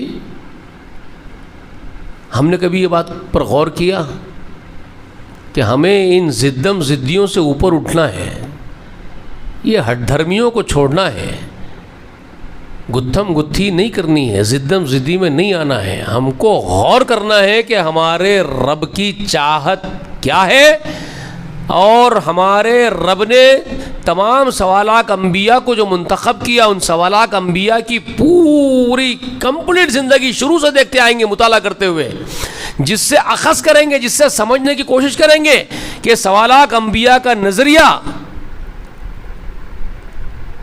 ان کا مزاج اور ان کی دعوت کا لب لباب کیا نکل کے سامنے آتا ہے. سمجھ میں آ رہی ہے میری بات؟ اس کی توفیق اللہ سے بھیک مانگیں گے بیٹھ کر کے، اللہ کے حضور میں اپنی جھولی پسار کر کے اس بات کی بھیک مانگیں گے جو خود اللہ نے سکھایا مانگنا. آپ کو کیا سکھایا اللہ نے؟ کیا مانگنا سکھایا آپ کو؟ اہدنا الصراط المستقیم. اللہ ہم کو صراط مستقیم کی ہدایت کر دیجئے. ہر ایک نماز میں آپ فقیر کی طرح اس کے در پہ کھڑے ہو کے، اس کے دروازے پہ کھڑے ہو کے، اس کبریا کے، اس مولا کے، اس بادشاہ کے دروازے پہ کھڑے ہوتے ہیں. ہر روز کھڑے ہوتے ہیں اس کے مصلی پہ، آپ کھڑے ہو کے فقیر کی طرح بھیک مانگتے ہیں. اللہم، اے ہمارے اللہ، ہم کو آپ مانگتے ہیں. ایاک نعبد و ایاک نستعین کہتے ہیں، اس کے بعد آپ مانگتے ہیں ہم تیری عبادت کرتے ہیں اور تجھی سے مانگتے ہیں مولا، یہ کہہ کے آپ مانگتے ہیں اہدنا الصراط المستقیم. ہم کو صراط مستقیم کی ہدایت کیجیے اللہ. صراط الذین انعمت علیہم غیر المغضوب علیہم ولا الضالین، آپ مانگتے ہیں اللہ سے. تو پھر آپ غور کیوں نہیں کرتے؟ جس چیز کو آپ مانگ رہے ہیں اس کو آپ جانتے بھی نہیں کیا مانگ رہے ہیں، لا شعوری میں مانگتے ہیں. مانگنے والے کا بھی انداز دیکھو، آپ مانگنے والے کی حرکت بھی دیکھو. ایک فقیر کھڑے ہو کے مانگ رہا ہے، نشوڑا ہے، نشوڑا ہے، بیوڑا ہے، کسی کے دروازے پہ کھڑے ہوا سائل کی حیثیت سے اس سے مانگ رہا ہے کسی سے، اور خود کو ہوش نہیں ہے کیا مانگ رہا ہے. ایک فقیر آپ کے دروازے پہ آیا، آپ سے کچھ مانگ رہا ہے، مگر وہ ایسا کھڑے ہو کے مانگ رہا ہے اس کو خود ہوش نہیں ہے، کیا مانگ رہا ہے نہیں معلوم، اس کو خود معلوم بھی نہیں وہ کیا مانگ رہا ہے. آپ کیا کریں گے اس کے ساتھ؟ آپ اس کو ساتھ کیا کریں گے بھائی؟ چلو آپ بہت اچھے آدمی ہیں، اس کو جھڑکی نہیں دیں گے، لات نہیں ماریں گے، گالی نہیں دیں گے، تو کم سے کم کیا کریں گے؟ آخری حد کیا ہوگی آپ کی؟ آپ بہت شریف آدمی تو کیا کریں گے؟ ہاں چلو آگے جاؤ بھی نہیں بولیں گے، تب بھی کیا کریں گے؟ آگے جاؤ بھی نہیں بول رہے، آپ اتنے شریف ہے کہ آپ اس کو آگے جا بھی نہیں، دل توڑے بھی نہیں اس کا، تب بھی کیا کریں گے؟ آخری حرکت آپ اس سے توجہ پھیر لیں گے، چھوڑ دیں، بولیں گے کیا بات کروں اس سے، کیا دیکھوں اس کو، چھوڑو اس کو، آپ پلٹ جائیں گے، دوسرے کام میں لگیں گے اپنے، آپ دوسرے اس کو توجہ ہی نہیں دیں گے، اس کو حقیر سمجھ کے آپ چھوڑ دیں گے، اس کو کیا کریں گے؟ چھوڑو. تو یہی حال آپ کا ہے. آپ آ کے اس کے مسلح پہ کھڑے ہوتے اس بادشاہ کے، اور آپ کو کیا مانگ رہے ہوش ہی نہیں ہے، تو وہ آپ کی طرف توجہ کیوں کرے گا وہ بادشاہ؟ بولے کہ کیا بیوقوف گدھے ہیں، آگے کھڑے ہو گئے، کیا مانگ رہے، خود کو ہوش بھی نہیں، تو کیا توجہ کرنا ان کی طرف؟ چھوڑو ان کو، چھوڑ دے گا اللہ تعالیٰ آپ کو، آپ کے حال پہ مرو. کیوں سنے گا وہ آپ کی؟ سمجھ میں آ رہی ہے میری بات آپ کو؟ سمجھ پا رہے ہیں نا بھائی؟ بہت موٹا موٹا سمجھا رہا ہوں، اپنے لہجے میں سمجھا رہا ہوں. تو وہی حال ہمارا ہے، بیوڑوں کی طرح سے پکار رہے ہیں اس کو، جانتے ہی نہیں کیا مانگ رہے. ایاک نعبد و ایاک نستعین، جیسا نشوڑا نشڑے میں کچھ بھی بولتا بک بک کرتا ویسا بک بک کر رہے ہیں، معلوم ہی نہیں کیا بول رہے ہیں آپ. تیری عبادت کرتے اگر آپ جان کے، پوری روح کی گہرائی کے ساتھ، پوری توجہ کے ساتھ، پورے احساس کے ساتھ، گڑ گڑاتے ہوئے، پورے شعور کے ساتھ اس سے یہ وعدہ کرتے اللہ تیرے ہی بندے ہیں، صرف تیری ہی عبادت کرتے ہیں، اور جو بھی ہم کو چاہیے صرف تجھ سے ہی پورے کے پورے شعور کے ساتھ آپ اس کے سامنے بات رکھتے، اللہ کے سامنے ہی ہے، اپنی درخواست سمجھ کے رکھتے اس کے سامنے، وہ بھی پوری توجہ کرتا آپ کے اوپر. آپ پورے سنجیدہ ہو کے اس سے اگر بات کرتے اس اللہ سے، تو وہ اللہ بھی آپ کی طرف پوری توجہ کرتا کہ غلام میرا کچھ تڑپ کے مانگ رہا ہے مجھ سے. جب اللہ بھی دیکھتا کیا مانگتا ہے، مانگ. جب آپ اس سے کہتے اہدنا الصراط المستقیم، اللہ مجھے مستقیم راہ پر چلا، اللہ بھی غور کرتا تیری تڑپ ہے میرے بندے، میں تجھے عطا کروں گا. آپ جانتے ہی نہیں کیا مانگ رہے اس سے، کچھ بھی نہیں جانتے آپ، الٹپ بول رہے ہیں اس کے سامنے. صراط الذین انعمت علیہم، اس کو گول پھرا دیا ان ملاؤں علماء سو نے. آپ یہ نہیں بولتے قرآن میں صراط الذین انعمت علیہم، اللہ وہ راستے پہ چلا جس پر تو نے انعام کیا. ابے جس پر انعام کیا ان کے راستے پر چلا بول کے بولتے ہیں نا، یہ تو نہیں بولتے کہ جن پر تو نے انعام کیا ہے انہی کے ہم کو بھی بھکت بنا دے، اور جن پر تو نے انعام کیا ان کو ہمارے معبود بنا دے، یہ تو نہیں بولتے نا. تو یہ ملا علماء سو نے گمراہ کر دیا لوگوں کو کہ تم یہ بولتے ہو نا اس لیے ان کے در پہ آؤ، تم یہ بولتے ہو نا جن پر اللہ نے انعام کیا ہے اس لیے تم اللہ کے ان بندوں کے در پہ آ جاؤ، ان کے پجاری بن جاؤ، ان کے بھکت بن جاؤ، ان کے پرستار بن جاؤ. یہ تو نہیں کہا اللہ نے. اللہ نے کہا کہ ان کے راستے پر چلا، ان اولیاؤں کے، ان انبیاؤں کے، ان کے مقرب بندوں کے راستے پر چلا بولے آپ. ان کے در کے فقیر بنا نہیں بولے اللہ تعالیٰ کو، ان کے در کے بھکاری بنا نہیں بولے، ان کے پرستار بنا نہیں بولے آپ. اور تم جھوٹ بول کے لے آ کے پوری امت کو ڈال دیا خبروں پہ ان کی.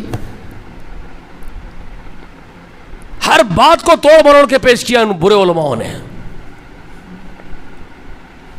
توحید کے فرق چڑھا ان لوگوں نے. ایسی صورتحال میں آپ کی ذمہ داری بہت بڑی ہو جاتی ہے،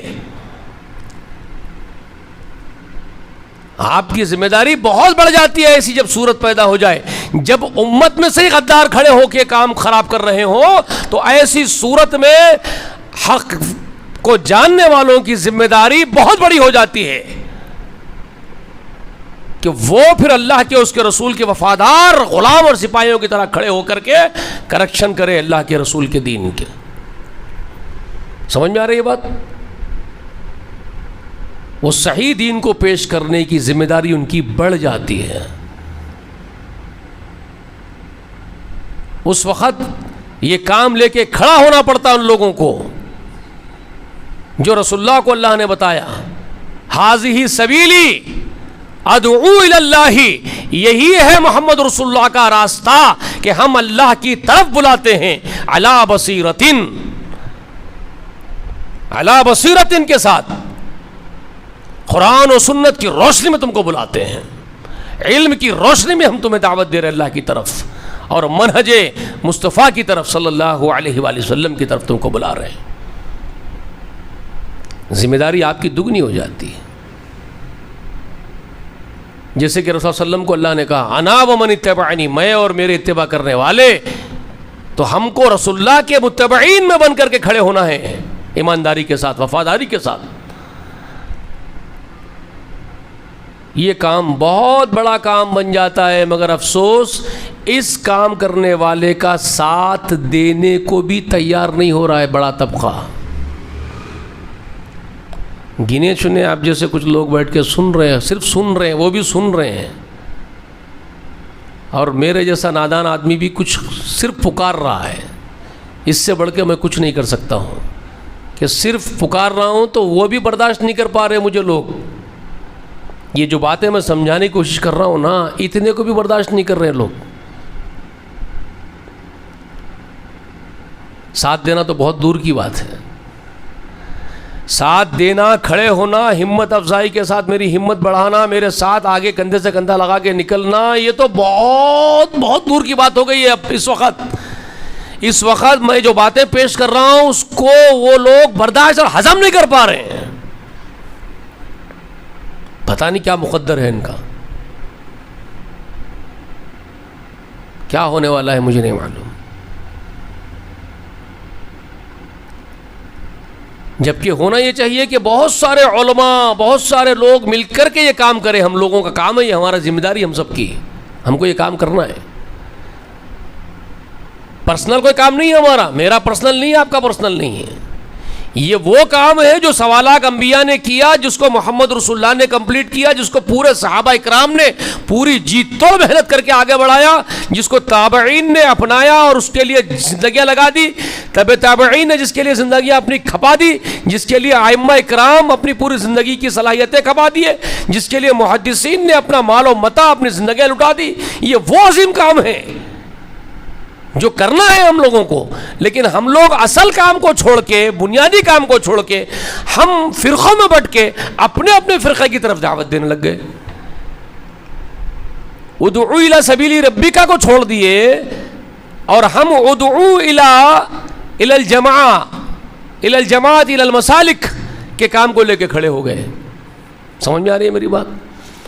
اپنے اپنے مسلکوں کی طرف، اپنے اپنے منہجوں کے، اپنے اپنے خود ساختہ جو طے کر لیے نظریات، اس کی طرف دعوت دینے کے کام میں لگ گئے، اسی کو حق سمجھ رہے۔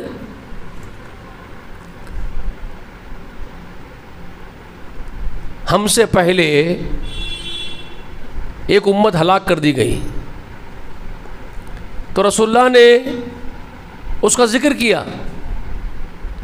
ذکر کر کے فرمایا کہ دیکھو تم سے پہلے کی امتوں نے اختلافات اور انتشار اور آپس کے فرقوں کی وجہ سے ہلاک کر دیے گئے تھے وہ لوگ، رسول اللہ خبر دیے، اور محدثین نے صحیح سند کے ساتھ اپنے کتب حدیث میں اس کو روایت بھی کیا، اور علماء یہ پڑھتے بھی ہیں، جانتے بھی ہیں اس کو، کیونکہ حدیث تو پڑھتے ہی ہے نا، معلوم ہے، تو یہ حدیث بھی سب کو معلوم ہے، رسول اللہ کی یہ بات معلوم ہے کہ رسول اللہ نے کہا اپنی امت سے کہ تم سے پہلے کی امتوں کے ہلاکت کا سبب یہی ہے کہ وہ فرقے بن گئے تھے، اختلاف کر لیے تھے آپس میں۔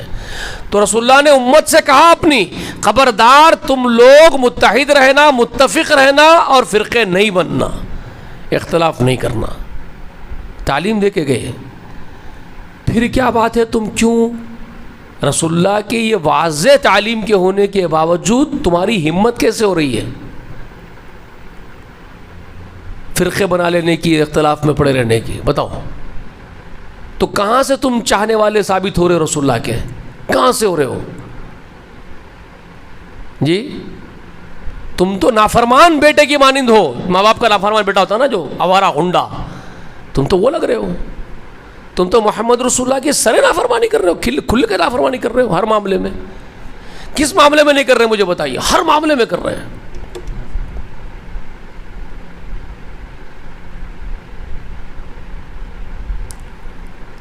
تو یہ ایک بہت اہم چیز کی طرف اشارہ کرنا تھا، آپ لوگوں کی توجہ اس طرف پھیرنی تھی، میں نے کوشش کی. ٹھیک ہے، کچھ سمجھ پائے میری باتوں کو میرے بچے؟ تم لوگ کچھ اترے، تمہارے اندر کچھ باتیں اتری، کچھ سمجھ میں آئی تم لوگوں کو؟ پڑھلے پڑھی آپ کو کسی ایک سمت میں جا کر کے موجودہ دور کے لوگوں میں سے کسی ایک کو نہیں پکڑنا ہے، دور حاضر میں سے کسی ایک کو نہیں پکڑنا ہے آپ کو. ہاں اس کی تائید کرو، دور حاضر میں سے ہر اس آدمی کی تائید کرو جو 1400 برس پہلے صحابہ اکرام کے طریقے پر جو چلتا ہو اور جس کی طرف دعوت دے رہا ہو، اس کی تائید کرو جو بھی ہو وہ. اور آپ کا کام ہے تحقیق کرو. آپ کا کام کیا ہے؟ تحقیق کرو. اور کیا کرو جو میں ابھی بتایا آپ سے؟ تحقیق کرنے کے لیے سب سے بہترین ذریعہ کیا ہے آپ کا؟ قرآن اور سنت ہے. اور اس کو بھی سمجھنے کے لیے دعا جو اللہ تعالیٰ سے دعا کر رہے اہدنا الصراط المستقیم، اس کو جھولی پسار کے پوری دل کی گہرائی سے پورے ہوش و حواس میں وہ درخواست رکھتے جاؤ اللہ کے سامنے. کئی بار رکھو، دن میں کئی مرتبہ رکھ دو اللہ کے حضور میں وہ بات، اللہم اہدنا الصراط المستقیم، اللہم اہدنا الصراط المستقیم. بار بار دل کی گہرائی سے روتے ہوئے رکھو اللہ کے سامنے، اللہ سیدھا سچا جو تجھے مطلوب ہے، جو تیرا پسندہ راستہ ہے، جس راستے کی تو نے ہدایت اپنے نبیوں کو کی، انبیاء کو، جس راستے پر تو نے محمد رسول اللہ کو ڈالا اور جو محمد رسول اللہ نے تعلیم دی، بس اسی پر جما کے رکھنا تو اللہ. تو ادھر سے ادھر مت ہو رہے تھے ہم لوگوں کو، یہ رٹ لگا دو اللہ کے حضور میں، اٹھتے بیٹھتے چلتے پھرتے یہ رٹ لگا دو. سمجھ رہے بات؟ اور قرآن مقدس کو گہرائی کے ساتھ پڑھتے جاؤ، اس کے تفاسیر کو پڑھتے جاؤ، رسول صلی اللہ علیہ وسلم کے تعلیمات کو گہرائی کے ساتھ پڑھتے چلے جاؤ. صحابہ اکرام کی زندگیوں کو دیکھو، کیسا سمجھتے تھے قرآن مقدس کو، ان کے نظریات کیا تھے، اس کو اسٹڈی کرتے چلے جاؤ، تاکہ ہم وہیں 1400 برس کی جماعت میں جا کر کے مل جائے. بات سمجھ میں آ رہی ہے میری؟ آسان نہیں ہے اور مشکل بھی نہیں ہے. کیا بول رہا ہوں میں؟ آسان گرچہ کہ نہیں ہے تو مشکل ترین بھی نہیں ہے. سمجھ میں آیا بیٹے؟ آسان گرچہ نہیں ہے یہ، لیکن مشکل ترین بھی نہیں ہے. یعنی اس کا مطلب یہ ہے مشکلات ہو سکتی ہیں لیکن کامیابی بھی مل سکتی ہے کوشش کرنے کے بعد. آپ کوشش کرو گے، دعائیں کرو گے اللہ سے، تو اللہ تعالیٰ آپ کو عطا بھی کر دے گا انشاءاللہ. اور وہ اگر عطا ہو جائے اس کے در پہ سے، وہ مل جائے نا، 1400 برس کی وہ جماعت کی توفیق تم کو مل جائے، اللہ کی قسم اس سے بڑی دولت، اس سے بڑی نعمت کچھ بھی نہیں پورے کائنات. جو صحابہ اکرام کو جو اللہ توفیق دے دیے تھے رسول اللہ کے دین کو سمجھنے اور ان کی اتباع کرنے کی، اگر وہ صحابہ اکرام کے سمجھ کی اور ان کی وہ نوعیت اتباع کر رسول اللہ کی اتباع کی وہ نوعیت کی توفیق اگر کسی کو مل جائے آج، تو اس سے بڑی کوئی دولت کوئی نعمت ہو سکتی کہ مجھے بولو ہو سکتی؟ کچھ بھی نہیں ہو سکتی. سب کچھ مل گیا آپ کو، سب کچھ مل گیا. پیدا ہونے کا مقصد ہی پورا ہو گیا سمجھ لو آپ کا. جو صحابہ کی اگر توفیق آپ کو، وہ اخلاص کی، وہ للہیت کی توفیق اگر آپ کو مل گئے، تو وہ منگتے چلے جاؤ. وہ جماعت ہی حق پرست جماعت تھی، وہی جماعت حقہ ہے. اور اسی جماعت کے ساتھ کو رسول اللہ نے کہا تھا نجات پائیں گے وہی لوگ جو اس جماعت کے عقیدے پر ہوں گے. کس جماعت کے؟ صحابہ اکرام کی جماعت کی. سمجھ گیا؟ اس منہج پر، اسی کا ذکر ہے یہاں سورہ یوسف کے اندر. हाज़िही सबीली, कुल हाज़िही सबीली, यही है मेरा मनहज, यही है मेरा रास्ता। अदऊ इलल्लाहि, मैं अल्लाह की तरफ बुलाता हूँ तुम लोगों को।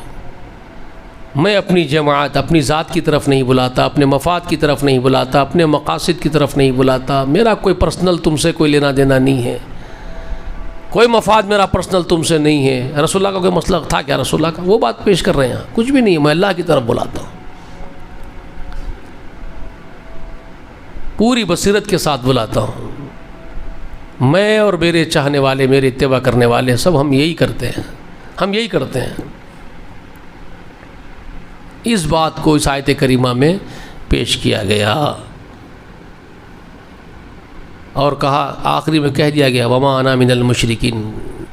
इसी आयत के एंडिंग में वमा अना मिनल मुशरिकीन, रसूल सल्लल्लाहु अलैहि वसल्लम से कहलवाया जा रहा उन लोगों से, भाई जो आपके सामने मदऊ है, जिसको रसूल सल्लल्लाहु अलैहि वसल्लम दावत दे रहे हैं, रसूलुल्लाह जिनको दावत दे रहे हैं, उन मदऊइन को, उन मुखातबीन को ये कहलवाया जा रहा है ज़ुबान रिसालत से, ज़ुबान मुआब सल्लल्लाहु अलैहि वसल्लम से कहलवाया जा रहा है क्या? ये देखो नबी, इनसे बोलो कुल हाज़िही सबीली, ये मेरा रास्ता है, यही मेरा तरीक़ा है, मेरा मनहज है। क्या है वो? अदऊ इलल्लाहि, मैं अल्लाह की तरफ तुमको दावत देता हूँ। अला बसीरतिन, पूरी बसीरत के साथ, जो वही की रोशनी में। अना व मन इत्तबअनी, मैं भी और मेरे मुत्तबईन भी, हम ये काम करते हैं। और वमा अना मिनल मुशरिकीन, और मैं शिरक करने वालों में से नहीं हूँ। मैं शिरक नहीं करता, मैं मुशरिक नहीं हूँ। समझ में आई बात? इसमें तो एक और अहम बात भी निकल के आती है। अगर आप अल्लाह की तरफ दावत देने के बजाय आपकी दावत किसी और सिमत में हो जाए, तो फिर आखिर में जो कहा गया वमा अना मिनल मुशरिकीन, मैं मुशरिकीन में से नहीं हूँ, तो आप क्या बन जाते हो फिर? सोच लीजिए। समझ में आ गई बात आपको? अल्लाहुम्मा हफ़ज़ना मिन ज़ालिक, अल्लाह हमारी हिफाजत फरमाए। तो आप सीधा मुशरिकीन के तरीक़े पर चले जाते हैं आप, और उनमें से हो जाएंगे आप, मुशरिकीन में से। कुरान की आयत खुद ही आपको मुशरिक बना देगी फिर। समझ में आई बात आपको? शिर्क की नफ़ी यही है कि आपका काम सिर्फ अल्लाह की इबादत करना और अल्लाह की इबादत की तरफ ही दावत देना, और कुछ नहीं। आप अपनी ज़ात की तरफ नहीं बुला सकते, अपनी ख्वाहिश की तरफ नहीं बुला सकते, अपनी चाहत की तरफ आपको बुलाना नहीं है किसी को।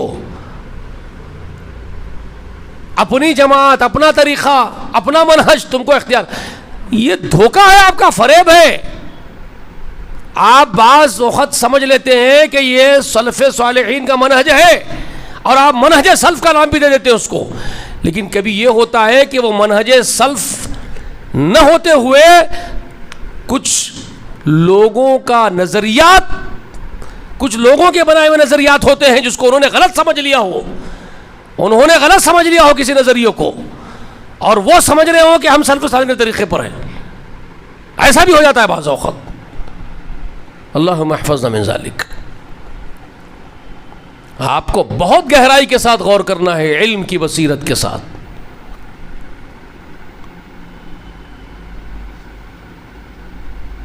और सबसे बड़ी चीज़ काम आएगी दुआ। मैंने आपसे कहा दुआ बहुत काम आएगी आपके लिए, उठते बैठते चलते फिरते। अल्लाहुम्मा इहदिना सिरातल मुस्तक़ीम वला तकीलनी इला नफ्सी तरफ़त ऐन वअस्लिह ली शानी कुल्ला ला इलाहा इल्ला अंत। ये अजीम दुआएं हैं ये। वला तकीलनी इला नफ्सी तरफ़त ऐन, ऐ अल्लाह मुझे मेरे नफ्स के हवाले पलक झपकने की उतनी देर भी मुझे मेरे अपने नफ्स के हवाले मत कर परवरदिगार। वला तकीलनी इला नफ्सी तरफ़त ऐन, एक पलक के झपकने के जितनी देर होती, सेकंड, उतना भी मेरे नफ्स के हवाले मुझे मत कर। अस्लिह ली शानी कुल्ला,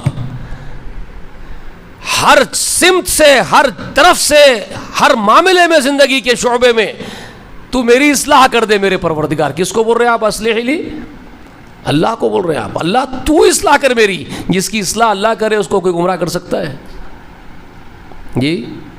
और ये सिखा रहे रसूल सल्लल्लाहु अलैहि वसल्लम, ये है मेरे आका की ज़िंदगी पूरी।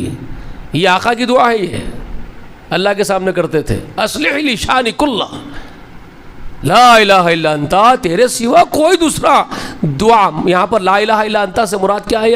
کئی وقت سمجھا میں آپ کو. لا الہ الا انت، تیرے سوا کوئی معبود نہیں ہے کا مطلب اس دعا کرنے کے بعد یہ بولنا لا الہ الا انت کا اس کا مطلب کیا ہو جاتا ہے پھر؟ اے اللہ میری یہ جو دعا ہے جو میں تجھ سے کر رہا ہوں، یہ میری حاجت ہے جو میں تجھ سے مانگ رہا ہوں، یہ پوری کرنے والا تیرے سوا کوئی نہیں ہے. یہ معنی ہو جاتا ہے اس کا لا الہ الا انت. سمجھ میں آئی بات؟ لا الہ الا انت کو تو میں نے کئی مرتبہ سمجھایا نا آپ کو.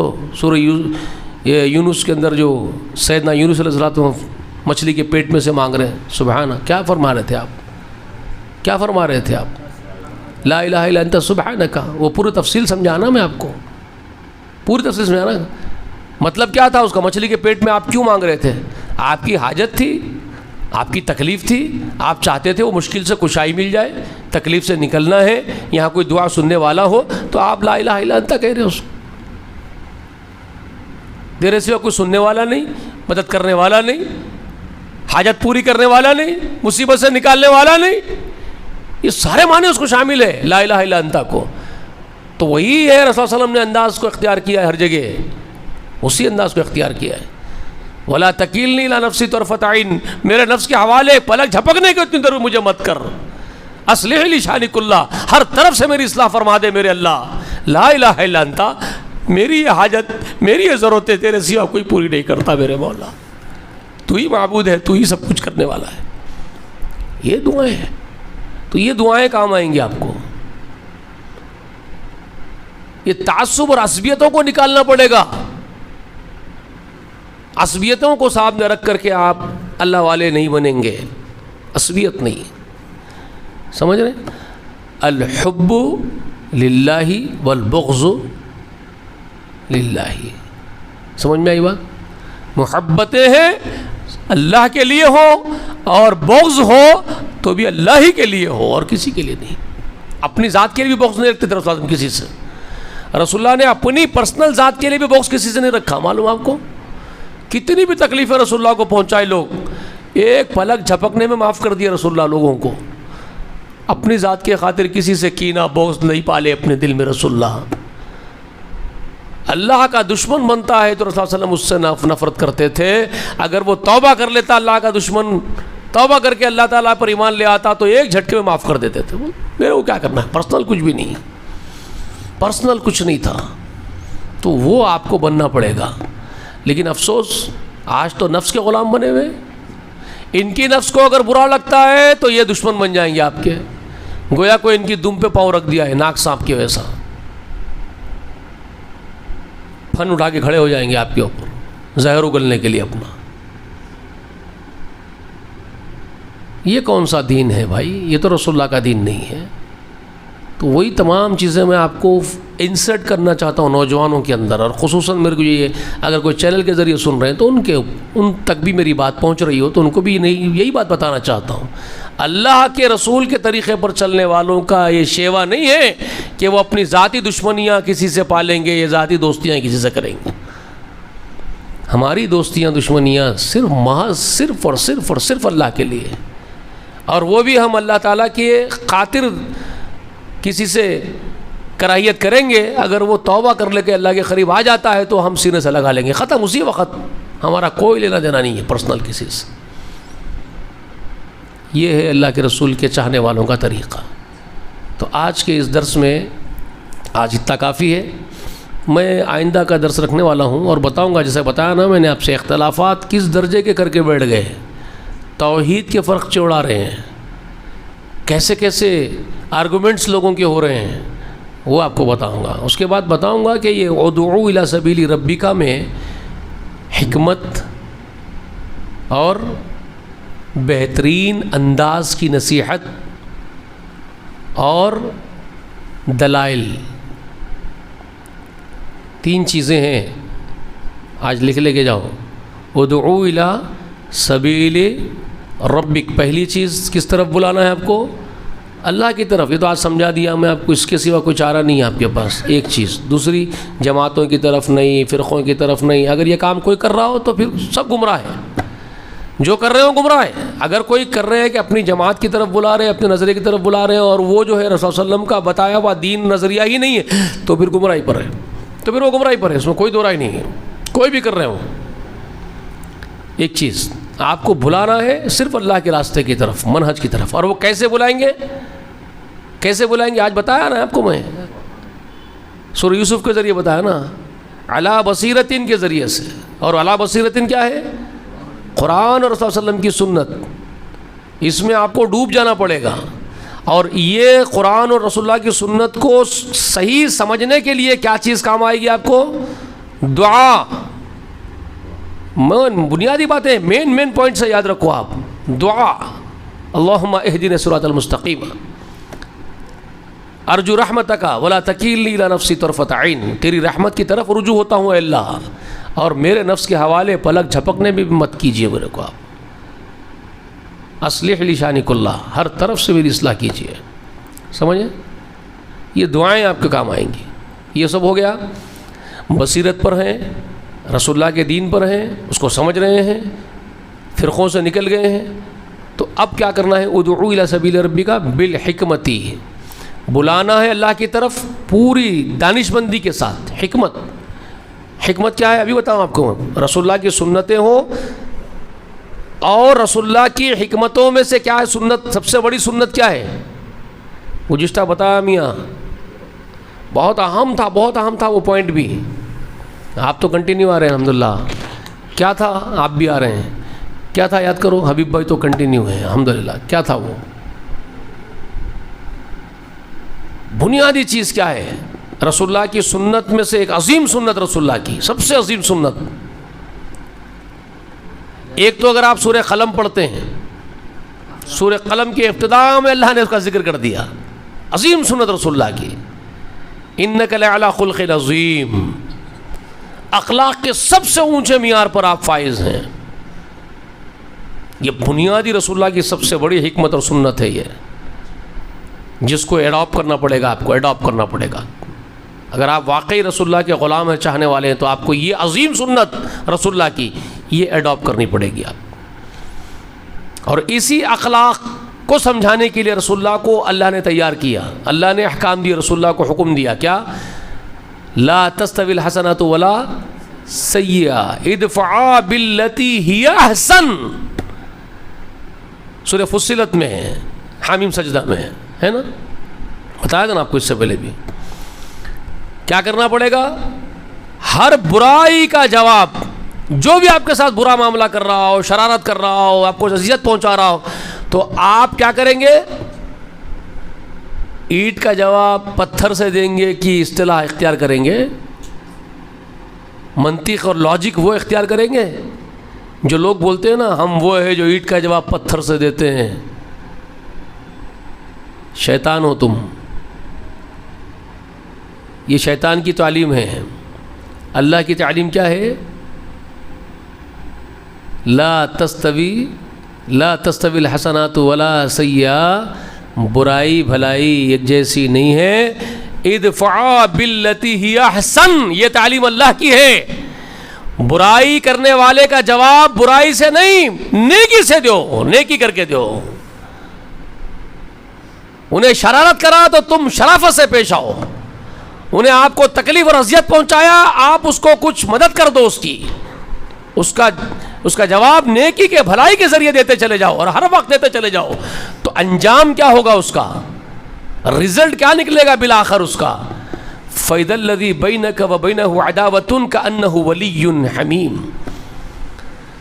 وہ بار بار اذیت دینے والا جو آپ کا جان کا دشمن بن کے کھڑا ہوا تھا, ایک دن آپ پر اپنی جان لٹانے کے لیے آپ کا عزیز دوست بن کے آ جائے گا. رزلٹ یہ ہوگا. یہ ہے وہ اخلاق کا سب سے اونچا معیار جو رسول اللہ کو اللہ نے سکھایا, اور رسول اللہ نے اس کو اڈاپٹ کیا, رسول اللہ کی امت نے بھی اڈاپٹ کیا, تو کامیاب ہو گئے زمین پر. سمجھ میں آئی بات؟ یہ آپ کو کرنا ہے. حکمت یہ ہے, سمجھئے؟ تو ادعو الی سبیل ربک بالحکمت, حکمت میں یہ سب سے اونچی چوٹی ہے. یہ شرافت, نرمی، نرم خو ہونا، عفو و درگزر کے ساتھ کام لینا، ہر برے کا جواب اچھائی سے دیتے چلے جانا، یہ سب سے عظیم حکمت ہے۔ یہ اختیار کر کے داعی بنو اللہ کے، تمہاری دعوت میں بہت بڑا اثر پیدا ہوگا۔ سمجھ میں آئی بات؟ بہت اثر انداز ہوگی آپ کی دعوت جب آپ یہ خوبی کو اختیار کرو گے، رسول اللہ کی حکمت کو۔ یہ بڑی حکمت ہے۔ تو ایک ایک چیز سمجھاؤں گا آپ کو میں آنے والے درس میں انشاءاللہ۔ اتوار کو آئیے گا، ضرور آئیے گا نا انشاءاللہ۔ کچھ باتیں سمجھ میں آ رہی ہے بیٹے؟ میرے آنے کا فائدہ ہو رہا ہے تو دل بھی بولتا ہے یار آنا ہے، بات کرنا ہے آپ لوگوں سے، نہیں تو صرف اکساہٹ ہو جاتی ہر طرف سے، تو کوئی مایوسی کی ہی جو ہے امیدیں تو نظر نہیں آ رہی میرے کو، مایوسی ہو رہی ہے۔ کوشش تو کرتے رہوں گا، زندہ ہوں، میں نے کچھ سا بھی کہا گئے سو درس میں، زندہ ہے تو زندگی کا ثبوت دینا ہے، بول سکتا ہوں تو بولنا ہے، زبان چل رہی ہے، آواز نکل رہی ہے، بول سک رہے ہیں تو اللہ کی طرف بلائیں گے، بات کریں گے انشاءاللہ، جب تک ہے زندہ بات کریں گے، ٹھیک ہے؟ تو اللہ تعالیٰ سے دعا ہے کہ اللہ تعالیٰ کہنے سننے سے زیادہ عمل والے بنا دے ہم سب کو۔ اللہ ہماری لغزشیں، کوتاہیاں، غلطیاں درگزر فرما کے معاف کر دے۔ انت ولینا فاغفر لنا فإنک انت خیر الغافرین۔ سبحانک اللہم وبحمدک نستغفرک ونتوب الیک، لا الہ الا انت ونستغفرک ونتوب الیک یا ارحم الراحمین۔ کچھ سوال وغیرہ تو نہیں نا آج کے درس میں؟ چلیے، وآخر دعوانا ان الحمد للہ رب العالمین۔